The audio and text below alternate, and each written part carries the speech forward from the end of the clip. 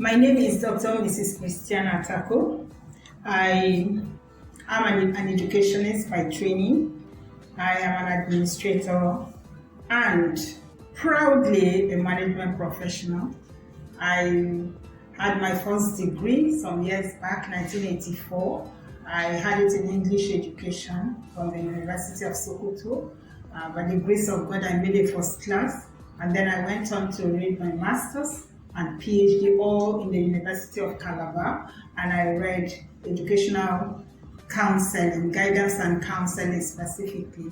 And after that, I went on to acquire other trainings as the need arose at the time, because in my job, I needed to acquire certain skills and certain knowledge. So I had to go for further education. And some of the places I went to were Cambridge University, where I read cross-sector partnerships. I did a postgraduate program there, and then I went to University of Coventry, where I did conflict resolution skills training. I went to the Nigerian Institute of Journalism, where I read public relations, and a few others.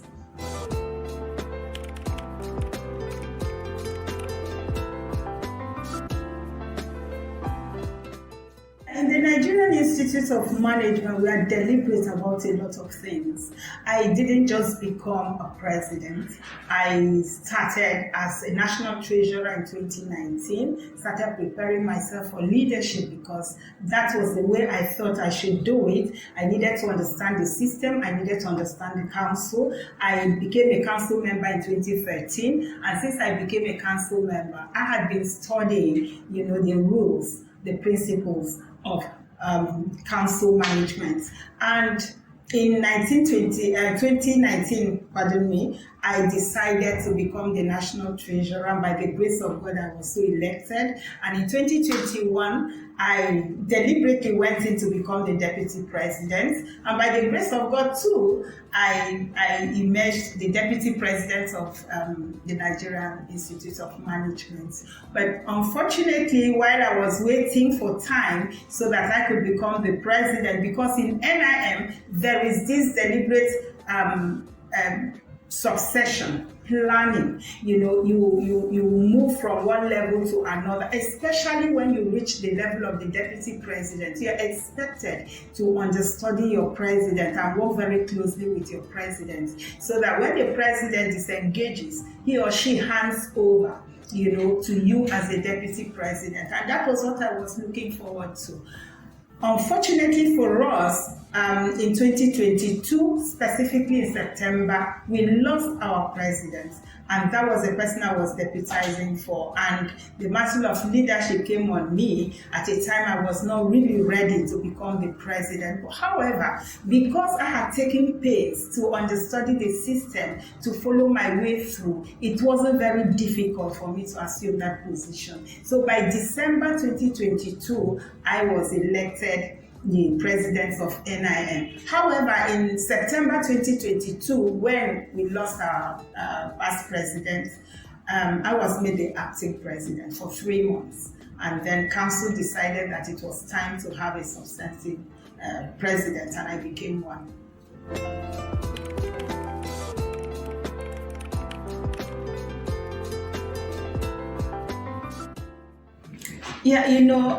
When you're running your career, there's certain levels that you plan to attain.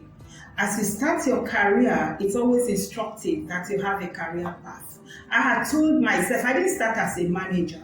I started as, like I said, I read education. I started as a classroom teacher, and I grew up to become a principal inspector of education, all in the education sector. But I knew that as I was going up the ladder, that I would one day become a manager, because a manager is somebody who has people who work under him, people who work under him or her, who work with her, and then you start by becoming a supervisor, and then you're expected to oversee what others do. You are given your resources of the organization to manage, you're given the manpower to manage. And so I knew that one day I would get to that level. Like I said, in life you have to be very deliberate, and I decided to bring myself, to build my capacity to become a manager. In 2000, I identified Nigerian Institute of Management as a platform where I could build my career. You know, when you go to the university, what you are taught is actually knowledge. You acquire a lot of knowledge. But when you come out of the university, you have to determine, you know, to acquire the skill that will make you competent in your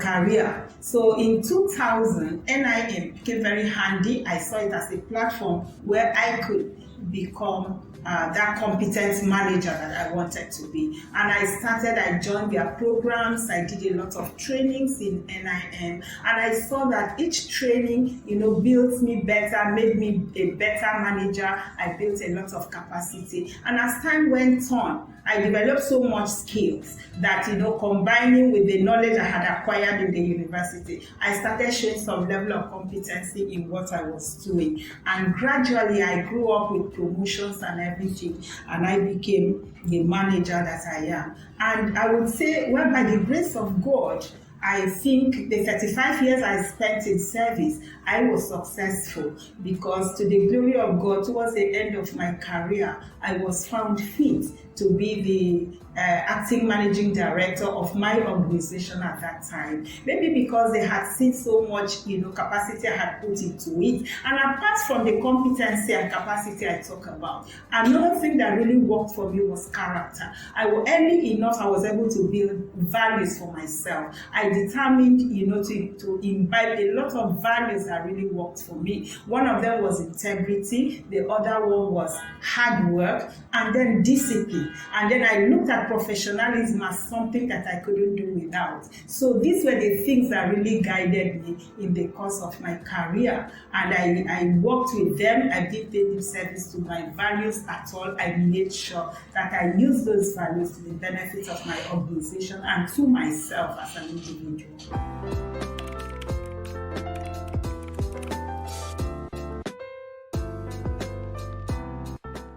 I want to believe truly that I am the first president, with all humility. I'm the first president who self-sponsored an investiture. And I talked about values. You know, one thing I know I do is that I'm very prudent. I hate wastage. I hate it. And anything I think I can do to bring in resources into my system, to add value to the system, to wherever I find myself, I do it. So I now decided that yes, the council had made provision for the investiture. They had voted some amounts for the investiture. But I thought, let me do a little bit something a bit differently. You know, let me bring in some innovation. Let me bring in something that's a bit different from what I came to meet in the system. I was just trying it out. You know, it was an experiment. I said, well, I have a number of friends, people that have been encouraging me to be the best I could be, and that was opportunity for me to ask them to identify with my vision, with my drive, with my ambition. So I had to reach out to my friends, and they were very, very supportive. And there I felt that they could sponsor, why not? They could sponsor, you know, the investiture, and that could be a way that they could add value to even the institute itself. That's a way that the institute, Nigeria Institute of Management, is only a professional body. We really don't make money. We are not a business organization where you say, oh, we make profits at the end of the year or at the end of the month. No, it's, you know, we just depend on subscriptions. And if you can bring in people, you know, that can contribute money to enhance professionalism in Nigeria, why not? And then I was able to talk to those friends of mine, and I told them the importance of doing this, and I told them the value this would be to them. And so they agreed with me, and they sponsored my investiture. And by the grace of God, we had a very successful investiture, and at the end of it, we still had a little thing left to give back to the institute. But that was one thing I decided to achieve. One, I wanted to save costs for the institute, and then I wanted to give my best to the institute. And that was one way I thought I could do it.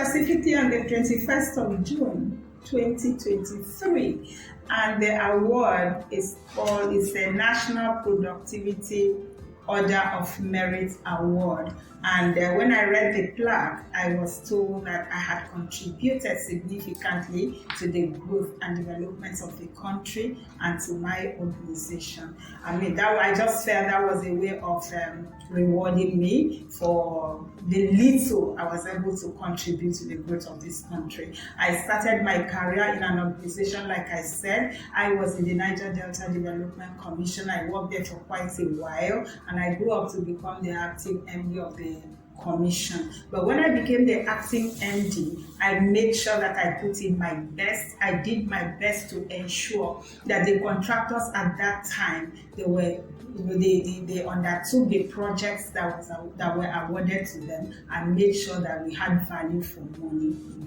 the region.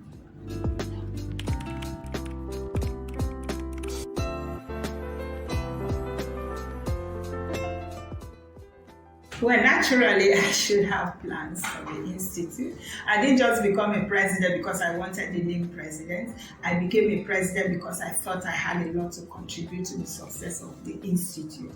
I came up with a what I call 3R strategic focus. One, I looked at the state of the institute at that time, and I thought I should tailor my plans and my vision towards what the institute needed at the time. And one of the things I saw was that the Nigerian Institute of Management needed re-engineering. A lot of things were going wrong in the institute, and I thought first I had to build my home, my house. NIM is my house. I needed to put my house in order before I could go out, launch out to meet others. So I started with the first arrow, which is re-engineering. I started a re-engineering project. I saw that as the first thing I needed to focus on. And the second one was revitalizing the brand of NIM. I observed that we were thinking in quotes, please pardon me to use such a hard word, but I think we were not manifesting the way we should. We were not projecting ourselves the way we should. We have a very strong brand. NIM is a very strong brand. There's nobody, if I say nobody, I mean people who occupy positions in this country. There's nobody who doesn't know NIM. You don't need to talk much about NIM to people. They already know NIM. But when I became the president, I discovered that we were really not projecting ourselves. We were not projecting, in fact, we were not coming up and taking the responsibilities that were due us, like the statutory ones and the existential ones. There's so many things, I don't want to go into details, but at least we had a responsibility at that time. And a lot of people held us in very high esteem, but I wasn't really satisfied with the way our brand was moving. So I thought I needed to revitalize it. That was my second arrow. And then my third arrow was to restore the glory of NIM. NIM, at this time we should be celebrated everywhere we go, but I found out that we were really not being celebrated the way we should. So that became my third arrow. And to achieve these 3 arrow strategic focus I've talked about, I needed to come up with some points agenda. I had 8 of them. I may not be able to mention all of them here, but suffice it to say that I needed to reach out to the grassroots.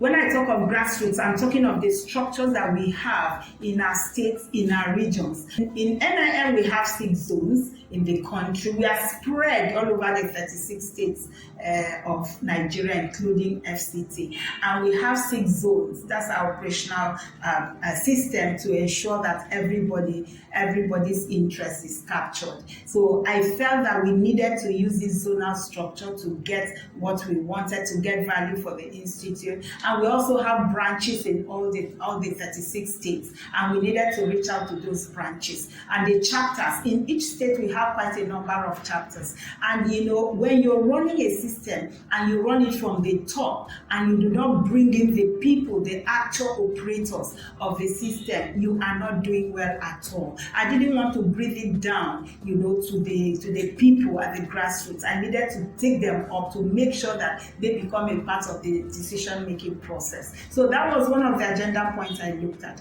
And another one, NIM is so blessed, we have so many assets, but we are not optimizing the assets. So I looked at another agenda point as asset optimization. Another thing I looked at was market diversification. I needed, we have a lot of markets. NIM has a lot to offer, but unfortunately, I don't know how we developed our products so much that they were really not impacting the people. So I thought we were going to look at our products, we were going to develop our products, and we were going to diversify. First, I was looking at where we are going, the products we already have that's existing, how we are reaching out to existing markets, and developing new products for existing markets and developing new products for new markets. Because you have markets, you have the product, you have to identify the markets. Now what we were doing at that time was just the conventional thing. We have our product, we have our market, but we were not diversifying, we were not looking into the market to see what new products that we could bring in. So that was one of the things I wanted to achieve, and by the grace of God, gradually we are achieving it, was institutional strengthening. And today we had a lecture, and that lecture talked about, instead of building the individual, build the institution. I believe very much in strengthening the institution and not the individual. No one individual is more powerful than an institution. The institution should be able to determine who the individuals are. And so that I looked at it as building NIM as a very, very strong institution. And that was one of the things I needed to do. And that's what we are doing. I also needed, to resuscitate global partnerships. NIM is a brand. We are just about 62 years now. And somebody who is 62 years, of course, if you want to describe that person, the person is an old man or old woman. It's an elderly person. So NIM is elderly enough to be able to penetrate the market beyond Nigeria. So I thought one of the things that we should do, and we have started doing that, is resuscitating our global partnerships and footprints. Before now, we had partnerships, with Ivy League universities, institutions outside this country, and we're doing very well. I am a product of one of those. I benefited from the Manchester Training Business School. I went to Manchester under NIM, though sponsored by my organization, but NIM organized that program in 2010. And I went to Manchester, and I know that by the time I came back, I was better than I was. And honestly, I had to transfer this knowledge to my colleagues. But I saw that each time I participated in some of the international programs run by NIM, I became better than I was. And I think the benefits I had, I should not deprive the upcoming managers from achieving that. So I just thought if we have to resuscitate this, it's really going to help our teaming membership population.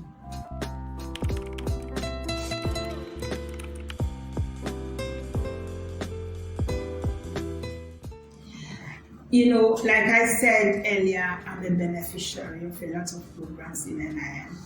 The events and the programs we have in NIM are always well thought out. You might call them conferences, you might call them training programs, but whatever you call these programs, they add value to you. They give you a lot of knowledge and a lot of skill. Let me just say it clearly here that we shouldn't be satisfied, coming out of the university and having a BA or BEd or BSc. Yeah, it's good to have those qualifications, but now we are not looking at paper qualification. We are looking at what you have upstairs, the competency that you have. I tell you that many of our programs, many of our events in NIM will give you the required skill that you need, will build your capacity so much that you become confident and you'll be able to defend, whatever you think you stand for.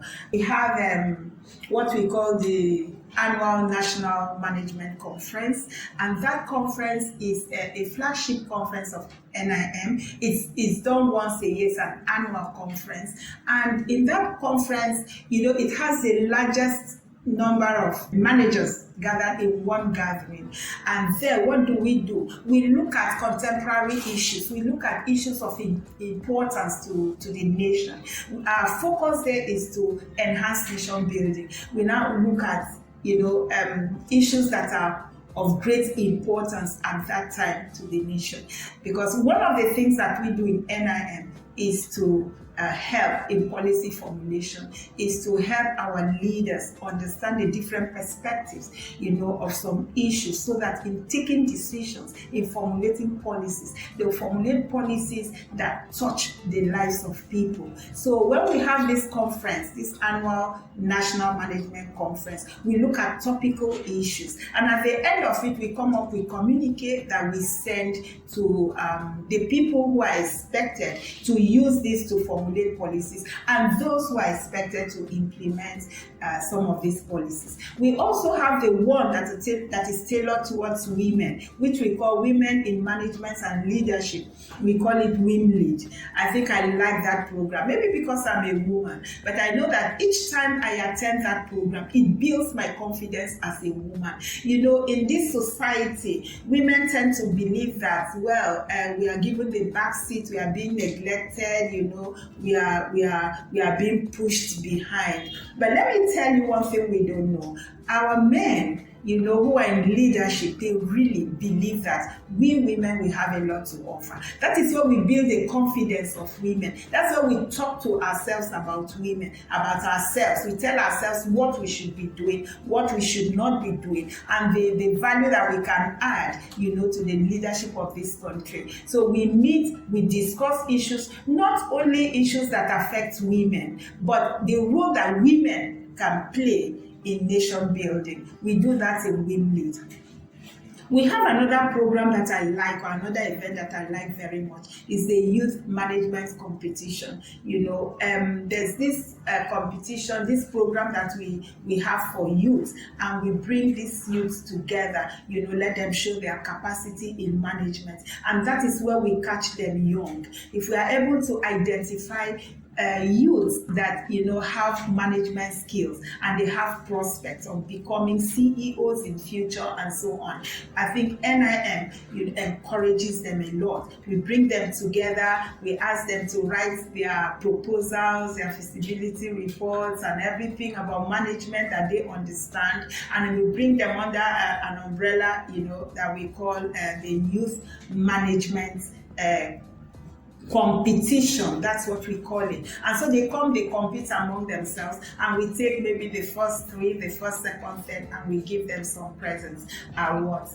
But we want to go beyond that now, a little bit beyond that. Apart from just bringing them together and the right, we want to follow them up. And if we look at the records, many of our youths that have participated in this program have become CEOs, because that's a way that we sensitize them. We make them know that, yes, they are valued and they have what it takes, to get to the highest level of their careers. And a lot of them have done very well, and they're still doing very well. But we want to go a little bit beyond that and see how we can catch more youths, not just organizing competitions for a few of them. We want to see how we can spread our dragnet to bring as many youths as possible under an umbrella.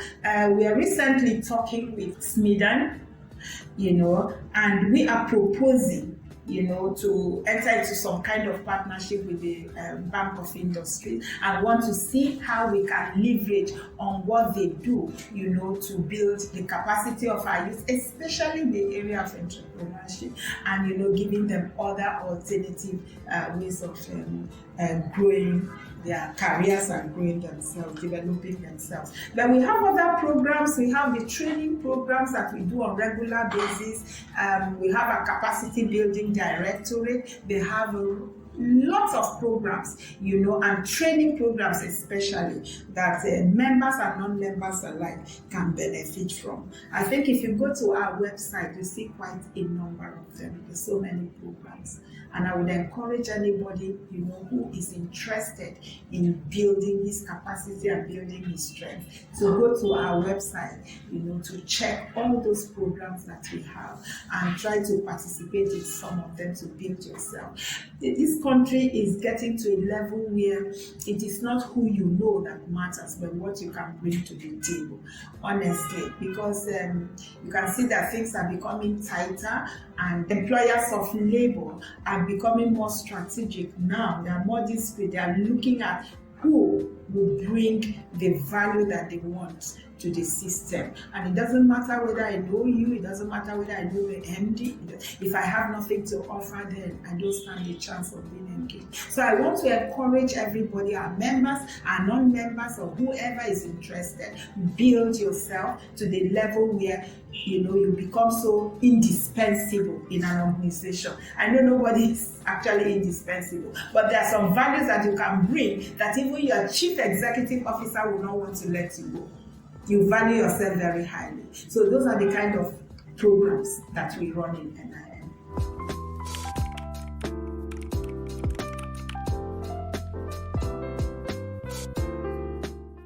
There's always very sad for me, when I look at people who were not forced, but deliberately decided to join an institute like NIM, and after that you decide not to pay the dues. I believe that if you want, if you want to succeed, you have to do some homework. You have to research into what you're going into. If not, you'll be extinct before it's a death upon arrival. I observed that a number of persons, who decided to join NIM just decided to sit, on the fence and watch NIM. They don't pay their subscription 1 year, 2 years, 5 years. Well, the act must have taken this into consideration, because when I read the act, I saw that the act empowers council to deregister these ones, meaning that the act anticipated that there could be people like that. Yes, for those people that have not paid subscription for up to 5 years, what the council has done is that we want to have the correct data. We want to have the correct register of members. There's no need saying we are 200,000 when in actual sense we are just 20 or 30,000. When you say you are a member of an organization or an institute like this, it means that you are a financial member, you're an active member. You can't just be a member without being financially involved. So we are looking at our register, and for those who have not paid for 5 years, yes, there's a window for them to rectify their membership. After 5 years, we are not really delisting. Is it delisting? We are doing re-registration exercise now. We are re-registering them. We're just saying that if after 5 years you are not there, well, probably your name will not be found there in that particular register. But we just keep them aside. It's not as if we have deregistered them completely. We just keep them aside. But if you come back and you think you're still interested in NIM, you pay up your arrears, and then you're given your status back.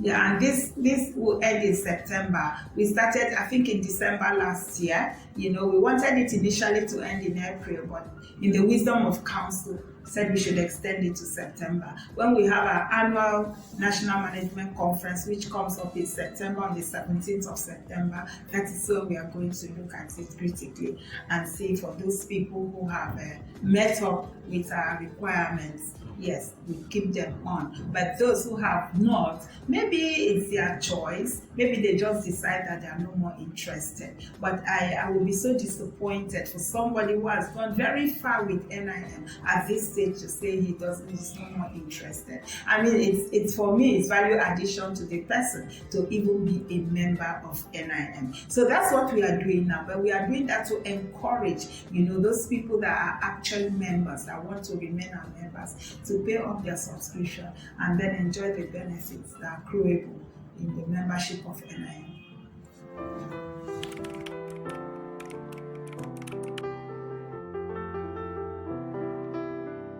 Actually, mentorship is the way to go. That's the truth. Mentorship is the way to go. Many of our youths that are looking up to us, they're looking up to people that will carry them along. A lot of them have good ideas, but they really don't know who to confide in. They don't know who to talk to. In NIM, we're thinking about it, and I'm sure by the grace of God, very soon it will actualize. We're thinking of how, we can partner with organizations that have core complementary competencies with us. Those ones that can add, that can bring in what we don't have. Partner with them, those that have resources. We have the training power, we have the skill, we have what we can give out. But at times when you train these youth, at the end, if you don't empower them, if you don't give them the resources for them to start their businesses, they get a bit discouraged. So what we were planning to do now is to partner with organizations that can really support our youth. But we want to see how we can expose our youth to things different from the conventional learning and training that will not give them any kind of skill. We want to make sure that our youths now, as they finish university, especially the graduates, they finish whatever it was they read, they could keep that aside and now start developing themselves and building some skills. But in addition to that, we need organizations that will come in and empower these youth so that they can stand on their own. That's one of the basic things that we are looking at. We want to take it one step at a time, and want to be strategic enough to make sure that any program that we enter into, we see it to a logical conclusion. But for the youth, we are thinking about them and we are working, a strategy to see how we can engage them profitably. But I think the youth, we should look at them. They need us. They need this institute. They need a way, to make a life for themselves.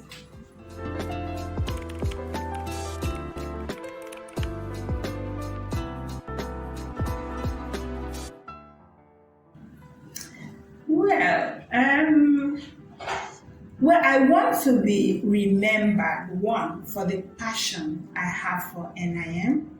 And for me, passion drives a lot. I have so much passion for NIM. I want to make sure to see that NIM regains its brand and takes its rightful position in the community of institutions in Nigeria.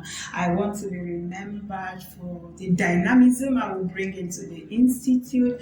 I also want to be remembered for the innovation that I think I want to bring, to the table.